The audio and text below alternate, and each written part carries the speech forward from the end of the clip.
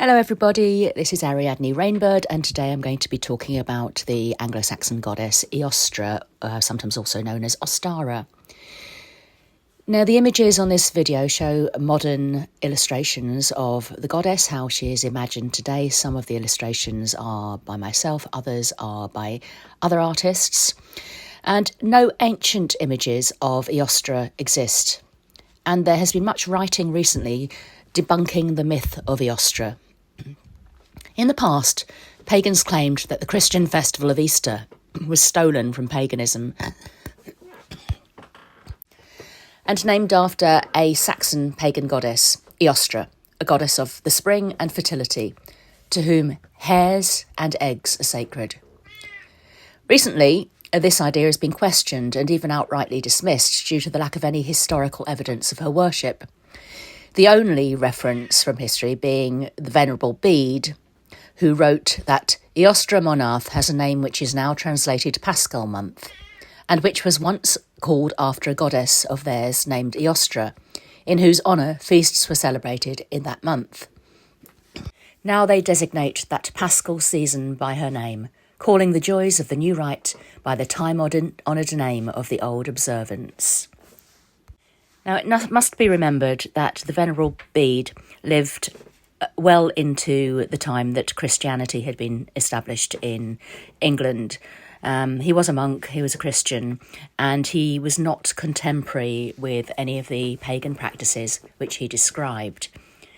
So some people believe that Bede made this up, others that he didn't, and that there is other etymological evidence for the goddess in ancient times.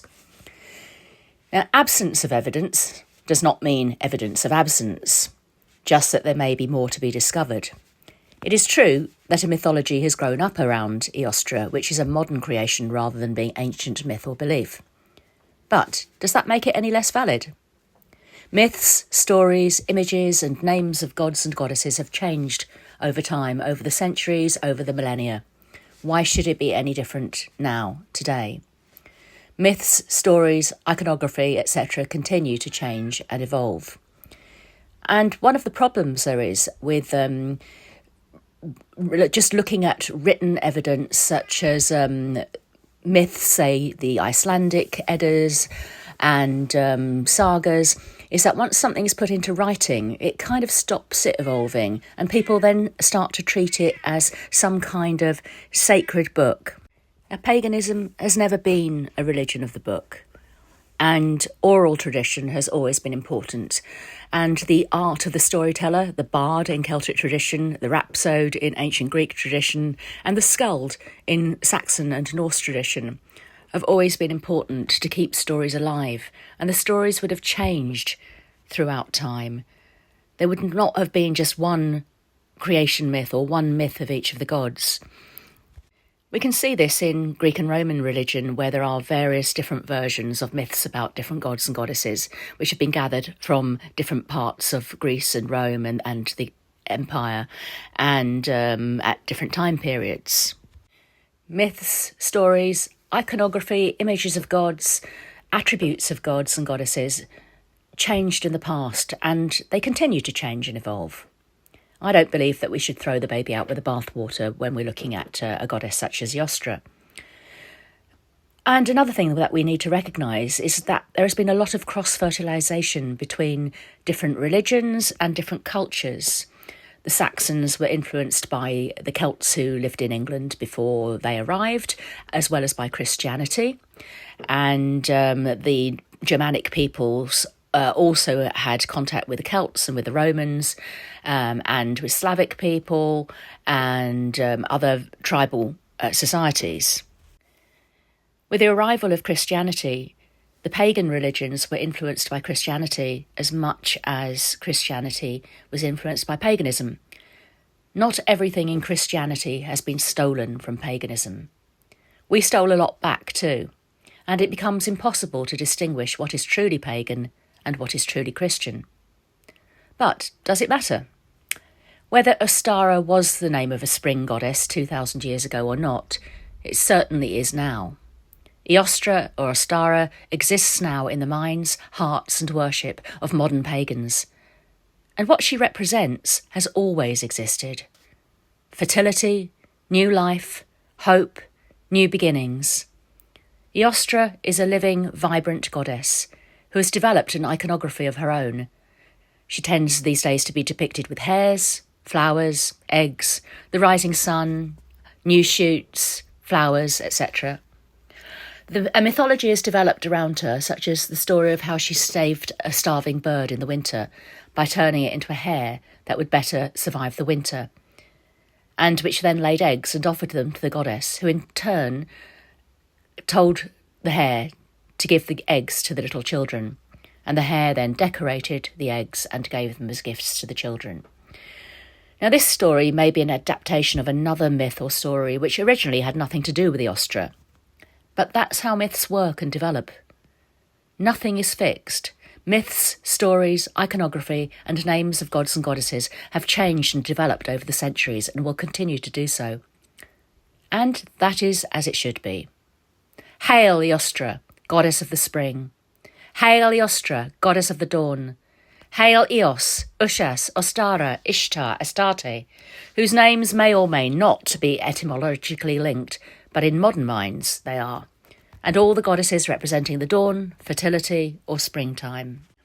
The pagan historian Professor Ronald Hutton writes, regarding the pagan origins of Easter, the other is that the Anglo-Saxon Easter, signifying both the festival and the season of spring, is associated with a set of words in various Indo-European language, signifying dawn, and also goddesses who personified that event, such as the Greek goddess Eos, goddess of the dawn, the Roman Aurora, and the Indian Ushas.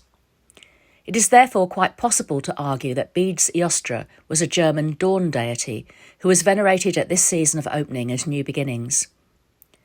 It is equally valid, however, to suggest that the Anglo-Saxon Easter monarch simply meant the month of opening or the month of beginning, and that Bede mistakenly connected it with a goddess who either never existed at all or who was never associated with a particular season, but merely, like Eos and Aurora, with the dawn itself.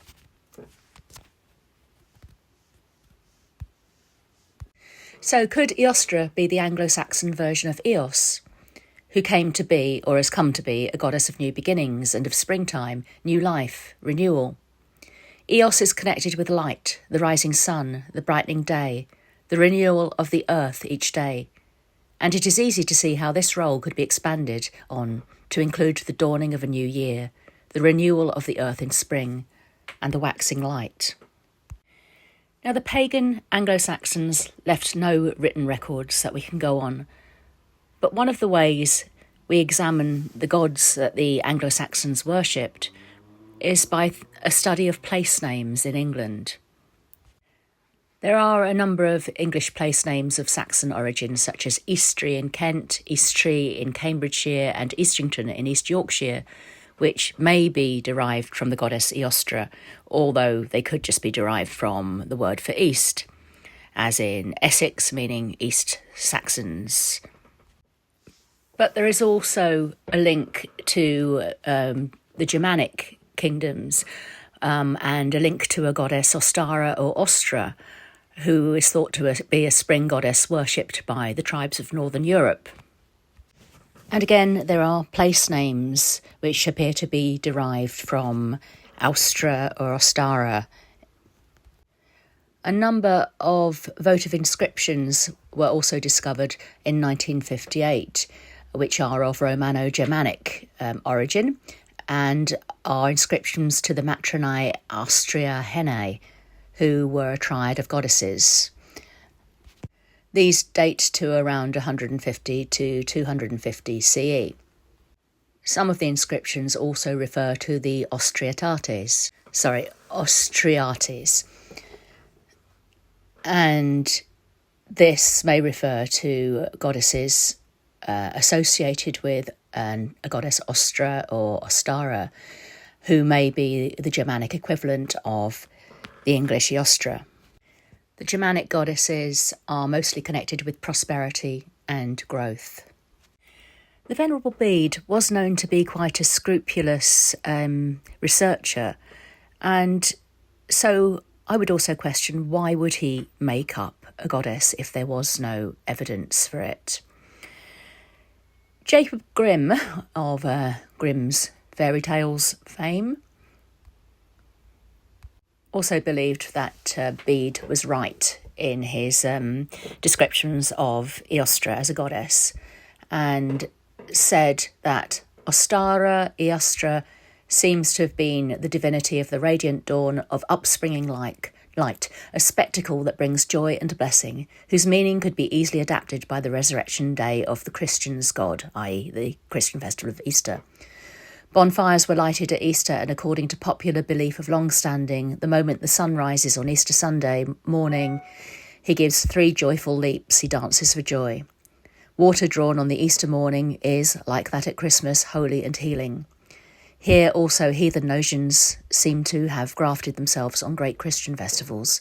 Maidens clothed in white, who at Easter, at the season of returning spring, show themselves in clefts of the rock and on mountains, and are suggestive of the ancient goddess. Grimm points out that in the Icelandic prose Edda, there is a male being called Eostre, that's one of the dwarves, the dwarf of the East, who is described as a spirit of light. Grimm comments that a female version would have been Eostre, though no such female spirit is mentioned in the Eddas.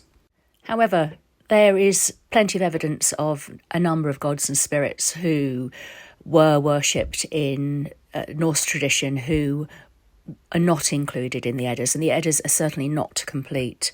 One example is the goddess Nerthus, who Tacitus tells us about, who the Germanic peoples worshipped.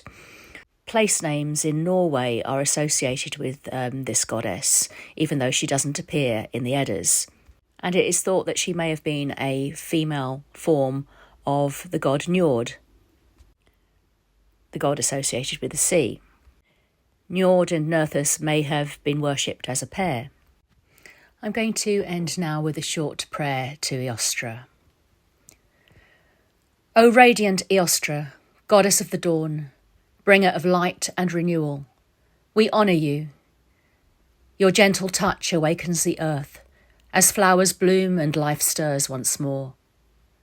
O goddess of spring with your hair companion, you herald the season of growth and fertility. Bless us with new beginnings. Let hope and joy blossom in our hearts. Guide us through change and renewal. As the sun grows warm and days lengthen, we offer gratitude for your gifts and celebrate the cycle of life you inspire. Hail, Eostre, goddess of light and rebirth. May your blessings shine upon us always.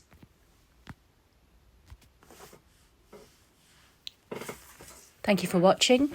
If you've enjoyed this video, please like and subscribe to my channel. Thank you, and goodbye.